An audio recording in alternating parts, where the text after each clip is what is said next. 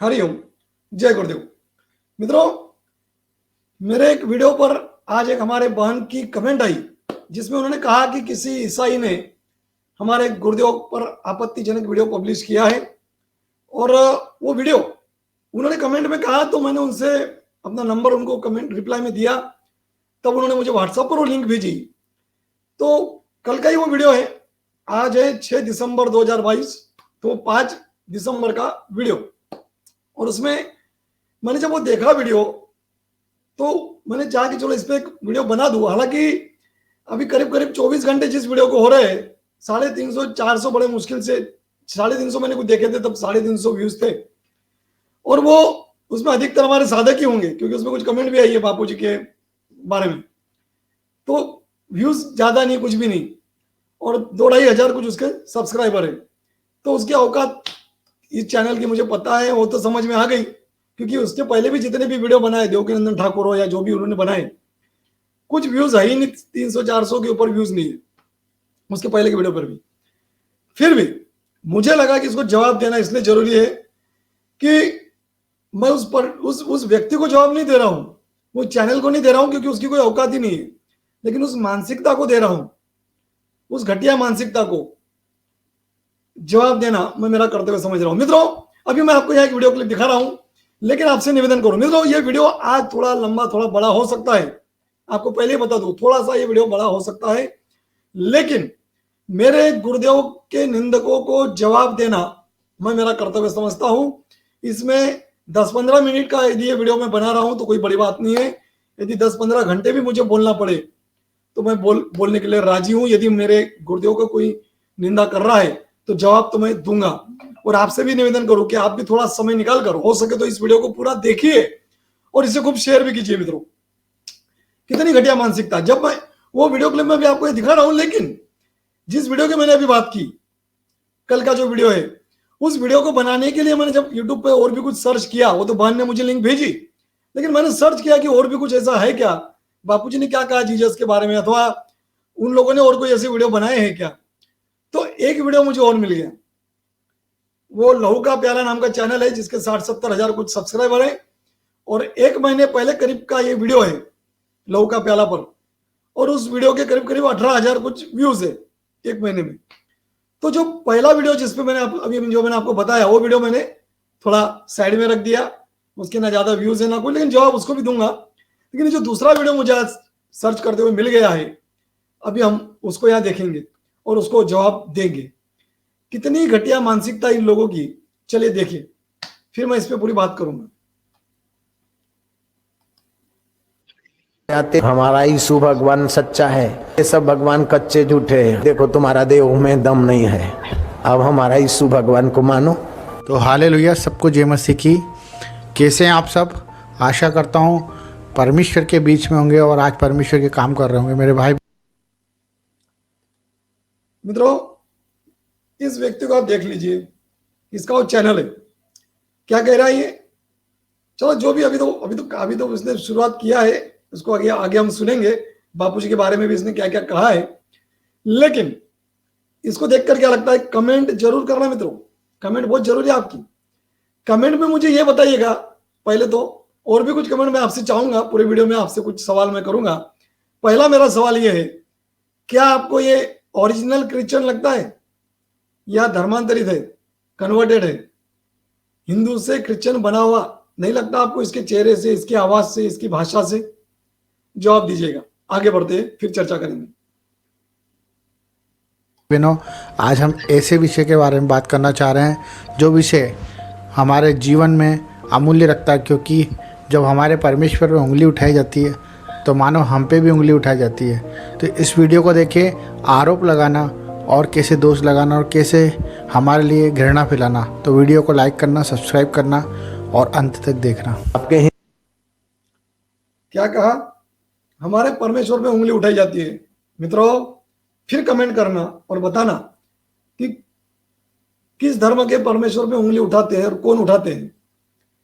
भगवान राम, भगवान कृष्ण को ये लोग, अभी आगे इसी वीडियो में किस तरीके से ये लोग उंगली उठाते हैं। जब इनका धर्मांतरण किया जाता है मित्रों, तो मैं आपको बताऊं मित्रों, मुझसे कहा नहीं जा रहा, बोला नहीं जा रहा है मित्रों, बताना पड़ रहा है। बहुत तकलीफ होती है, बहुत पीड़ा होती है कि जब इनका धर्मांतरण होता है तो इनको वहां भगवान राम और भगवान कृष्ण के स्त्री चित्रों पर पेशाब करने के लिए कहा जाता है। ये मैंने ये विश्वसनीय सूत्रों से पता चला है मित्रों, ये सब बातें। ऐसा नहीं है, कई हमारे हिंदुत्ववादी संगठनों के कार्यकर्ताओं ने ये सब बातें देखी है, पकड़ा है, रोका है ऐसे कई जगहों कार्यक्रमों को। इसलिए रोका जाता है, इसलिए विरोध होता है, ये किया जाता है। पेशाब करने लगाते हैं हमारे देवी देवताओं के चित्र, श्री चित्रों पर, और कहा जाता है कि आज से हम इनको नहीं मानेंगे, बोल दो। जब वो पेशाब करते तभी उन पर विश्वास किया जाता है कि हाँ अब तुम क्रिश्चियन बन गए। फिर उनको गोमांस खिलाया जाता है। ये होता है धर्मांतरण। चलिए आगे सुनिए इनको वीडियो में क्या क्या तमाशे किए अभी, और देखिए अभी हमारे पूज्य गुरुदेव का सत्संग सुना रहे, वो तो हम भी सुनेंगे भाई। हमारे गुरुदेव का एक एक वचन, एक एक शब्द, जय जय हमारे सर माथे पर। हम तो गुरुदेव के वचन के लिए तरसते हैं कि बस सुनते रहे। अभी तो देखिए, सुनिएगा और इस वीडियो को पूरा अंत तक देखिएगा मित्रों, क्योंकि हम आज इसको जवाब दे रहे हैं। ये धर्मांतरित है, ये धर्मांतरित है। किस लालच में उस धर्म में गया पता नहीं, इनको क्या ऐसा हिंदू धर्म में कमजोरी दिखी और क्रिश्चियन धर्म में ऐसा इनको क्या मिल गया। क्या कोई साक्षात्कार, कोई चमत्कार हो गया था कि एकदम से हिंदू छोड़ के वहां चले गए? क्या इन्होंने पूरा हिंदू धर्म का स्टडी किया था? बड़े बड़े वैज्ञानिकों ने भी हिंदू धर्म के आगे नतमस्तक हो गए, बड़े बड़े वैज्ञानिक और कई तत्वचिंतक विदेशी, वो भी मानते हैं कि हिंदू धर्म सबसे महान धर्म है। अभी बापूजी भी उसी बात को बता रहे हैं। फिर ये क्यों गए छोड़कर? क्योंकि कि पैसा बोलता है। पैसा, इनको धर्म से कुछ लेना देना नहीं। पैसा मिल रहा है, नौकरी मिल रही है, ये मिल रहा है, वो मिल रहा है, लालच, इसीलिए धर्मांतरण। नहीं तो हिंदू धर्म, सनातन धर्म, अरे सनातन धर्म आदि अनादि है। भगवान कृष्ण के पहले सनातन धर्म, भगवान राम से पहले सनातन धर्म है। भगवान राम उसमें अवतरित हुए, भगवान कृष्ण उसमें अवतरित हुए। लेकिन यशु कोई भगवान नहीं, अवतार नहीं। वो तो कहते कि मैं भगवान का पुत्र हूं, भगवान नहीं, भगवान का पुत्र हूं। और तब से ईसा मसीह आए, तब से ये सब शुरू हुआ उनका क्रिश्चियन धर्म। तो सनातन धर्म ही आदि अनादि है। चलिए सुने, आगे सुनते हैं। अभी तो पूज्य श्री के गुरुदेव के वचन हमको सुनना है, फिर इस भाई की बकवास भी सुनना है, क्योंकि उसको जवाब जो देना है। तो बने रहिएगा मित्रों, थोड़ा वीडियो आज बड़ा होगा, लेकिन आपसे निवेदन, इस वीडियो को अंत तक पूरा जरूर देखिए, इस पर कमेंट कीजिए, लाइक कीजिए, शेयर भी जरूर कीजिए। सुनिए। हिंदू भाइयों को, भोलों को लोग भी धर्मी बना दे, फिर उनके बच्चे तुम्हारे दुश्मन हो जाएंगे। जयराम जी की। फिर आपस में लड़ मर के कैसे, पहले ही हमने बहुत कुछ सहा है, पहले ही बहुत जुल्म सहा है। अभी भी अगर ऐसे ही होता रहा तो हमारे देश का क्या हाल होगा। इन लोगों की चाल है कि देश में टुकड़े टुकड़े करा देना। हमारा देश अखंड रहेगा, क्यों नहीं रहेगा। हम लोग मिलकर एक दूसरे को ज्ञान के रास्ते ले जाएंगे, एक दूसरे को मदद करेंगे, एक दूसरे को बचाएंगे, अखंड रखेंगे अपने देश को। क्यों टुकड़ा टुकड़ा होने देंगे। चतुर बनना कोई तुम्हारे धर्म को। आजकल तो क्या करते, आदिवासियों को पहाड़ी इलाकों में ले जाते। हमारा यीशु भगवान सच्चा है, ये सब भगवान कच्चे झूठे हैं। देखो तुम्हारा देह में दम नहीं है। अब हमारा यीशु भगवान को मानो तो बिल्कुल यीशु भगवान की दया होगी तो तुम ठीक हो जाओगे। सुना, यहाँ पे थोड़ा सा एडिटिंग किया है, काटा हुआ है उसने, पूरा नहीं दिखाया ऐसा मुझे लगता है। पूरा पहाड़ी में लेकर जाते हैं, फिर आगे क्या वो काट दिया, और फिर कि हमारे यीशु भगवान ही सच्चे। तो वहां पे क्या करते हैं वो भी बापूजी ने पोल खोली। ये बहुत घटिया लोग है। ये घटिया इसलिए बोल रहा हूं क्योंकि ये हिंदुओं को धर्मांतरित इस तरीके से करते हैं, जबकि हमारा हिंदू सनातन धर्म सबका भला, सबका मंगल, सर्वे भवन्तु सुखिनः, सर्वे सन्तु निरामया, सर्वे भद्राणि पश्यन्तु मा कश्चित् दुःख भाग् भवेत्। ये प्रार्थना है हमारी। हम तो सबका मंगल चाहते हैं, सबका भला चाहते हैं। यह है हिंदू धर्म, यह है सनातन धर्म।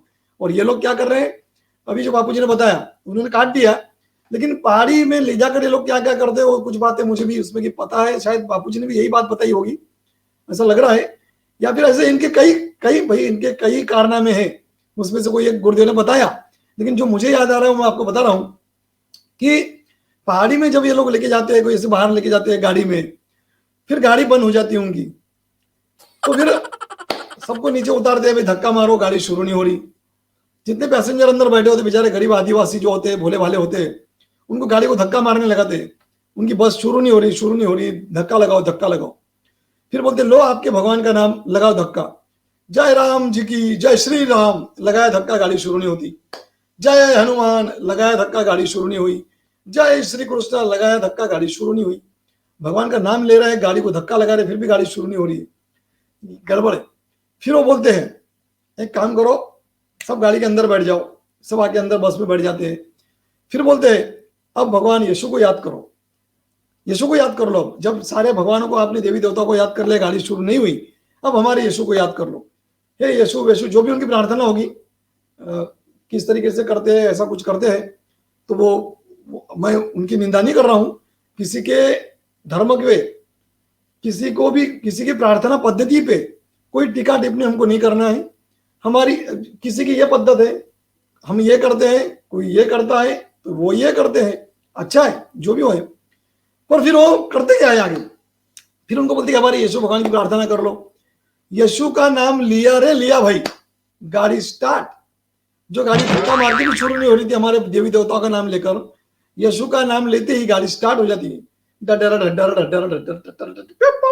शुरू, एकदम से गाड़ी शुरू। लेकिन मित्रों ये हुआ कैसे? तो जो ड्राइवर होता है ना, ड्राइवर, ये सब उसकी कारीगिरी है भाई, ये सब कालाबाजारी उसकी है।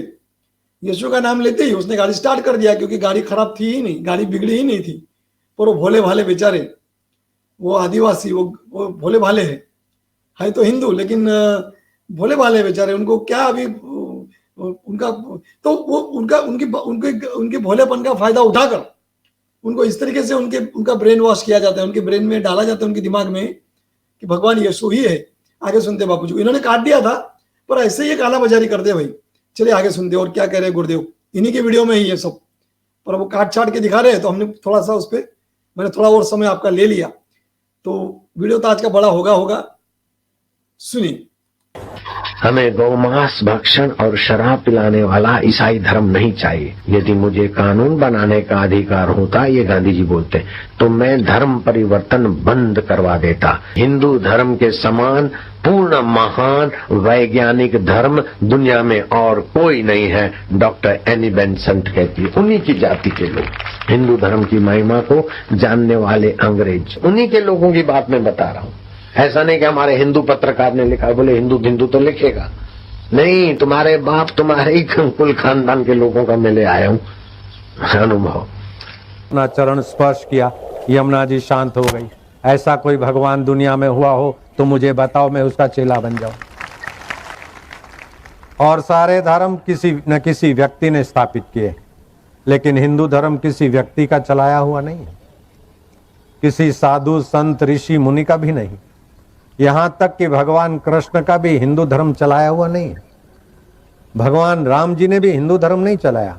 हिंदू धर्म की सुव्यवस्था के विधि से यज्ञ हुआ और यज्ञ पुरुष प्रकट हुए, खीर का कटोरा लाए, तब राम जी आए। मैंने यूरोप और एशिया के सभी धर्मों का अध्ययन किया है, परंतु मुझे उन सब में हिंदू धर्म ही सर्वश्रेष्ठ दिखाई देता है। मेरा विश्वास है कि इसी के सामने एक दिन समस्त जगत को घुटने टेकने पड़ेंगे। रोमा रोला फ्रांस के विद्वान गांधी जी बोलते थे कि अगर मेरे पास कानून बनाने का अधिकार होता। देखा आपने मेरे भाई बहनों, किस तरह से अपनी ज़ुबान को नियंत्रण में नहीं रख सकता। एक संत है जो आज बहुत तकलीफ़ में है, परंतु जब वो तकलीफ़ में नहीं था उसने हमारे प्रभु के बारे में बहुत कुछ अनाप शनाप बोला। मैं वीडियो में दिखा नहीं सकता हूँ, परंतु आज भी यूट्यूब पे ये वीडियो है। परंतु इस वीडियो मेरा दिखाने का उद्देश्य ये है कि जो गंदगी पहले से फैलती हुई आई है वो आज भी है। जो गंदगी पहले से फैलती आई हुई है वो आज भी है। ये कहना इस धर्मांतरित का, अभी हमको सिखाएगा ज्ञान यूट्यूब चैनल पर आकर, धर्मांतरित है।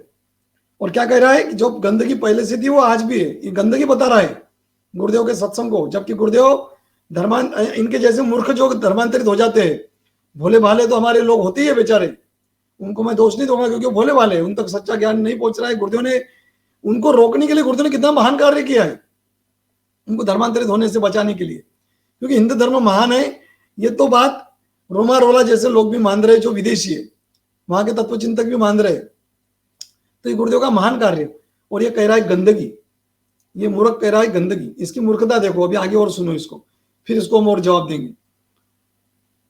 और वो आज भी ख़त्म नहीं हुई है, और आज भी यही सब कुछ हमारे साथ हो रहा है कि हमें ये अंग्रेज़ों का धर्म और ये नाना प्रकार के हम पे एलिगेशन लगाते हैं और ये कहते हैं कि हम किसी के धर्म परिवर्तन कराने के लिए अंग्रेज़ों का धर्म इस सृष्टि में ला रहे और फूट डालना चाहते हैं और नाना प्रकार के आरोप। उससे हमें कोई तकलीफ़ नहीं है, आरोप लगाना बहुत आसान बात है, परंतु आज वो किस हालत में आप सब जानते हैं। बहुत दुख की बात है कि हम जिस देश में आज रह रहे हैं, जिस जगह हम रहते हैं, आज चारों तरफ हमें घृणा की नज़र से देखा जा रहा है। हम पर आरोप लगते हैं, हमारी माँ बहनों को मारा जाता है, प्रार्थना दुआ के नाम पर, प्रचार के नाम पर ये बोला जाता है कि हम धर्म परिवर्तन करते हैं। माँ बहनों को मारा जाता है, वाह भाई वाह। यदि धर्म प्रचार, क्रिश्चियन धर्म का प्रचार करने वालों को यदि मारा जाता है तो ये भाई इस तरीके से आज यूट्यूब चैनल पर आके ऐसी बकबक नहीं करता, क्योंकि ये भी तो खुद धर्मांतरित है। इतने बड़ी संख्या में धर्मांतरित हुए हैं लोग हमारे देश में, छल कपट से ये लोग ये सब कार्य कर रहे हैं, जबकि हिंदू धर्म ने कभी आज तक ये काम नहीं किया, ना तलवार के दम पर, ना तलवार का बल उपयोग करके, और ना ही पैसे से किसी को धर्मांतरित किया। चैलेंज है, दावा है मेरा, कोई साबित करके दिखा दे कि एक भी किसी गैर हिंदू को हिंदू धर्म में धर्मांतरित यदि किया गया हो, पैसे देकर, लालच देकर या धमका कर, दावा है। हाँ, घर वापसी हो रही है, लेकिन उसमें भी कोई लालच नहीं, कोई धमकी नहीं, वो भी घर वापसी। ऐसा नहीं कि किसी और गैर हिंदू को धर्मांतरित कर रहे, जो मूलतः हिंदू ही थे उन्हीं को वापस हिंदू बनाने में कई लोग लगे हैं। हो रहा है ये कार्य, और वो भी उनको लग रहा है कि हाँ, हमने बहुत बड़ी गलती की कि हम उस धर्म में गए, वाकई हमें वापस आना चाहिए, हिंदू धर्म ही महान है। और सच्चा सुख, सच्ची शांति, शाश्वत सुख, शाश्वत शांति यदि कहीं है, परम सुख जिसको कहेंगे, वो यदि कहीं है, सनातन धर्म में ही है। ये जब उनको समझ में आया तब वो वापस आ रहे हैं। बाकी धमका कर और तलवार के दम पर, पैसों के बल पर, लालच देकर आज तक किसी को धर्मांतरित नहीं किया गया। और इनकी बकबक अभी सुनिए, आगे और सुनिए, और एक आपको बड़ा मजा आएगा इसकी मूर्खता। ये खुद ही अपनी बात को 2 मिनट में कैसे बदल रहा है। मतलब एक बात कर रहा है, 2 मिनट के बाद उसी को कहेगा कि ये पूरब है, और बस 2 ही मिनट में वो कहेगा ये पश्चिम है। कैसा, किस तरह, सुनिए आगे। मैं आपको वो अभी आगे सुना रहा हूं, तो आप जरूर सुनिए। थोड़ा समय आपका जा रहा होगा, लेकिन महत्वपूर्ण है, ये तो हमको जानकारी होनी चाहिए सबको। इसलिए पुनः एक बार निवेदन करूं कि आज इस वीडियो को लाइक शेयर जरूर कीजिएगा। और जो मैं सुनाने जा रहा हूं इनके मुख से, ये भाई के, ये महान यीशु भक्त के मुंह से जब आप सुनेंगे तो आप कमेंट जरूर कीजिएगा। और हाँ, वो जो मैं अभी वीडियो क्लिप आपको वो मजेदार सुना रहा हूं इनकी बात, उस पर आप कमेंट में आपकी चाहूंगा। लेकिन एक बात पहले और कहना चाहूं कि हमारा जो भी बापूजी ने यहाँ कहा है, तो रोमा रोला ऐसा कह रहे, महात्मा गांधी ऐसा कह रहे, वो सब संदर्भ दे के बापूजी ने कहा है। तो हिंदू धर्म के महान वैज्ञानिकों ने भी माना है। और जैसा हम तिलक लगाते हैं, चोटी रखते हैं हिंदू धर्म में, एक एक बात विज्ञान ने प्रमाणित कर दी है कि इसके पीछे विज्ञान है, इसका बहुत लाभ है वैज्ञानिक दृष्टि से भी। इन सभी बातों का, चाहे वो दिया लगाना हो, ये लोग मोमबत्ती फूंक मारते हैं और मोमबत्ती बुझाते हैं, और हम दीप ज्योति परत ब्रह्म दीप ज्योति जनार्दन, हम तो दिया जलाते हैं और दिए को भी प्रणाम करते हैं, उजाले की हम पूजा करते हैं, प्रकाश की ओर ले चलते हैं सबको। हम तो बढ़ते ही आगे, प्रकाश की ओर जाते ही है, चलते ही है उस ओर। लेकिन हमारा प्रयास ये होता है कि सब प्रकाश की ओर चले, सभी, सबका मंगल, सबका भला। और ये मोमबत्ती बुझाकर अंधेरा करते हैं। ऐसा हैप्पी बर्थडे टू यू, ये ऐसा जन्मदिन मनाते हैं, और हम दीप जलाकर मंत्रोच्चार करके सब मंगल ही मंगल हो ऐसे। और हमारे गायत्री मंत्र ले लो, हमारा महामृत्युंजय मंत्र ले लो, कोई भी मंत्र, उसका वैज्ञानिक, उसको प्रमाणित हुआ ये सब बातें। बड़े बड़े वैज्ञानिकों ने, विदेशों में भी इस पे रिसर्च हो रहा है कि गायत्री मंत्र से क्या नहीं होता, कितने रोगी ऐसे रोग उनके दूर हो रहे हैं। कई रोगियों पर ऐसे प्रयोग किए जा रहे हैं। 20 रोगी को अलग कुछ सुनाया जा रहा है, तो 20 रोगियों को हमारे गायत्री मंत्र, हमारे अन्य मंत्र सुनाए जा रहे हैं। उनका एक समयावधि निश्चित करके उतने काल तक उस पर परीक्षण किया जा रहा है, और उसका रिजल्ट देखकर लोग नतमस्तक हो रहे हैं। मैं एक चैलेंज और करूंगा इनको, मैं नहीं कह रहा हूं कि क्रॉस गलत है या स्वस्तिक बढ़िया है, नहीं, कुछ भी नहीं। स्वस्तिक आप ले लो, उसको अगर पेन से बना रहे हो, कोई कलम से बना रहे हो, कोई ब्रश से बना रहे हो, सेम क्रॉस उसी कलर में दूसरे पेज पे बना दो उसी ढंग से। या कोई पत्थर से बना रहे हो या कोई मिट्टी से बना रहे हो या स्टील का, जो भी जिस भी धातु का जिससे भी आप स्वस्तिक चिन्ह बनाओगे उसी मटेरियल से आपको बनाना है क्रॉस। चाहे कलम से ड्राइंग कर दो या फिर कोई मूर्ति वूर्ति बना दो, सेम दोनों बना लो। 10 फुट का अंतर बीच में रख दो, 10-20 फुट का। यहाँ स्वस्तिक रहेगा, यहाँ क्रॉस रहेगा, दोनों की साइज एक रहेगी, दोनों का कलर भी भले एक ही रहे। और उसका परीक्षण कीजिए ओरा स्कैनर से, जिससे आभा ली जाती है ना, ओरा, कर लीजिए परीक्षण। आप ही के किसी वैज्ञानिक को बुला लीजिए, दावा है हमारा, देख लो कि इसमें से कैसे वाइब्रेशन मिलते हैं, कैसे वाइब्रेशन आते हैं उसमें से, देख लो। वीडियो छोड़िएगा मत मित्रों, अभी तो वीडियो चलेगा थोड़ा सा और, क्योंकि इस भाई को और सुनना है और इसके मजेदार बात भी सुनना है। कितनी मूर्खतापूर्ण बात है इसकी, खुद ही खुद को गलत साबित कर रहा है, वो मैं भी आपको आगे सुना रहा हूं। तो ये होगी बात स्वस्तिक और क्रॉस की। बाइबल ग्रंथ ले लो, इधर भगवत गीता ग्रंथ ले लो। देखिए, मैं निंदा बाइबल की नहीं कर रहा हूं, मैं गीता की महिमा नहीं गा रहा हूं। मैंने बोला आपको कि स्वस्तिक में से बढ़िया वाइब्रेशन आएंगे, क्रॉस में से नहीं आएंगे, निगेटिव आएंगे और इसमें से पॉजिटिव आएंगे, ऐसा कुछ बोला मैंने? नहीं बोला। बस परीक्षण कर लो और देख लो रिजल्ट। मैं नहीं बोल रहा हूं, कुछ भी नहीं बोल रहा हूं, रिजल्ट देखो, रिजल्ट आप देखो। चलिए, अब एक तरफ बाइबल रख दीजिए, एक तरफ भगवत गीता रख दीजिए, दोनों को सम्मान पूर्वक रखिए, दोनों को, किसी का भी अपमान नहीं होना चाहिए। दोनों धर्म ग्रंथ है, कोई एक धर्म, गीता को तो भाई हिंदू का है ही नहीं, वो समस्त मानव जाति का धर्म ग्रंथ है, बिल्कुल। भगवत गीता है ही ऐसा। आप बड़े बड़े विदेशियों ने इसकी महिमा गाई है भगवत गीता के बारे में, आप जानते हैं, कई लोग जो सनातनी है वो जानते हैं। भगवत गीता ग्रंथ आप संत श्री आसाराम जी आश्रम द्वारा प्रकाशित भगवत गीता ग्रंथ ले लो, उसमें बड़े बड़े विदेशियों के उसमें गीता के बारे में जो वक्तव्य है सुनिए, वो पढ़िए आप, देखिए। तो गीता तो हिंदू का ही नहीं, फिर भी ये लोग मानते हैं कि भाई चलो गीता, भगवत गीता हिंदू का ही है केवल। तो वो एक तरफ रख दीजिए, एक तरफ बाइबल रख दीजिए और ओरा स्कैनर से दोनों का परीक्षण कर लीजिए, किसमें से निगेटिव वाइब्रेशन मिलते हैं और किसमें से पॉजिटिव मिलते हैं, उसका परीक्षण कर लीजिए। मैं नहीं कर रहा हूं किसमें से पॉजिटिव निगेटिव वाइब्रेशन मिलेंगे, क्या उसकी ओरा है, दोनों की कैसी वो दोनों ग्रंथ की ओरा है, कर लीजिए परीक्षण, ठीक है। अब सुनते हैं इनकी वो मजेदार बात, ये कैसा खुद को गलत साबित कर रहे हैं, देखिए। धम परिवर्तन, धम, धर्म भी नहीं, धम, ना जाने क्या क्या वर्ड बोलते हैं कि हम अपने जीवन में आकर ये सब काम करने लग जाएंगे और हमारे घर के परिवार को छोड़ देंगे, अपनी जिम्मेदारियों को छोड़ देंगे और हम ये सब में लग जाएंगे, क्योंकि हमें सिर्फ धन की भूख है। हमारे जीवन में किसी बात की कमी नहीं है। जो परमेश्वर को जानता है उसी परमेश्वर के पीछे जाता है, वो मनुष्य के पीछे नहीं जाता। आज कितने ही हैं, आज हमारे परिवार में, समाज में, सोसाइटी में परमेश्वर को अंत तक नहीं जान पाए। वो आज बूढ़े हो चुके हैं, परंतु बात वो परमेश्वर की ही करते हैं, पर आज उनके मुंह से सत्य निकलता है, क्योंकि उनका अनुभव हो चुका है, वो परमेश्वर को जान चुके हैं। आप भले विश्वास, सुना आपने, आपका ध्यान था इस बात पर, ध्यान दिया आपने? नहीं दिया ना? चलो अब दोबारा सुनिए, ध्यान से सुनना। अभी मैं आपको थोड़ा रिवर्स करके फिर दोबारा सुना रहा हूं, क्या कह रहे हो, सुनिएगा। बड़ा मजेदार है,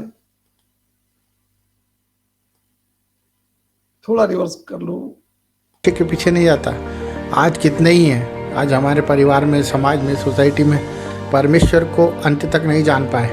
वो आज बूढ़े हो चुके हैं, परंतु बात वो परमेश्वर की ही करते हैं। परमेश्वर को नहीं जान पाए पर वो बात परमेश्वर की करते हैं, ठीक है। क्या कह रहे हो कि परमेश्वर को नहीं जान पाए, और अब आगे क्या कहेंगे सुनिए, आगे क्या कह रहे हैं। परंतु बात वो परमेश्वर की करते हैं, पर आज उनके मुंह से सत्य निकलता है, क्योंकि उनका अनुभव हो चुका है, वो परमेश्वर को जान चुके हैं। अरे भाई मेरे, परमेश्वर को नहीं जान पाए, अंत तक परमेश्वर को नहीं जान पाए, फिर बोलते हैं कि बात वो सत्य ही करेंगे, क्योंकि वो परमेश्वर को जान चुके हैं, वो परमेश्वर को जान चुके हैं। तो ये क्या खुद आके यहाँ बोल रहे हैं, इनको भी पता नहीं है। और बात कर रहे हैं हमारे गुरुदेव पे, उठा रहे हो उंगली। अरे मेरे भाई, अभी सारी बातें तो इसमें क्लियर खुद ही तुमने कर दी कि जो वीडियो तुमने बनाया है उसमें जो तुमने वक्तव्य सुनाया हमारे गुरुदेव का सत्संग सुनाया, तो क्यों गुरुदेव विरोध करते हैं, वो तो सब क्लियर हो गया। चलिए अब आगे और सुनते हैं क्या कह रहे हैं भाई। तो ऐसे संत महात्मा जो आज हमारे भाई बहनों को भड़काते हैं, जो लाखों की संख्या में बिठाकर नाना प्रकार के बातें बोलते हैं, परमेश्वर के पर उंगली उठाते हैं, हम पर उंगली उठाते हैं, हमारे प्रार्थना दुआ पर उंगली उठाते हैं, ये सब परिणाम मिलता है। और आज वो इस दुख में है कि आप देखते हो कि आज वो कारावास में है। आज भड़काते हैं बापूजी, भड़काते हैं भाई, इनके भाई बहनों को, लोगों को भड़काते इनकी बात कर रहे हैं।